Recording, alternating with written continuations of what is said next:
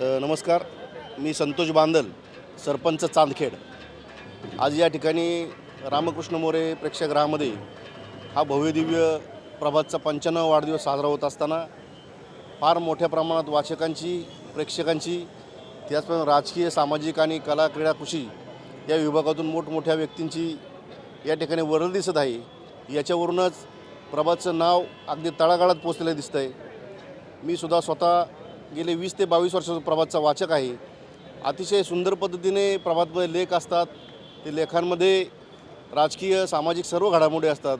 प्रभात हा असा दैनिक आहे की कुठल्याही एका विचाराची बाजू न घेता समविचारिक दैनिक आहे की इतर संपादकांमध्ये किंवा इतर पेपरमध्ये एखाद्या वैयक्तिक व्यक्तीचीच बाजू घेऊन जाणारं दैनिक असतं. पण प्रभातची जे वाचन आहे, मी जे वाचन करतो त्यामध्ये दोन्ही बाजूची बाजू ऐकली जाते आणि नंतरच प्रभात आपलं मत मांडतो.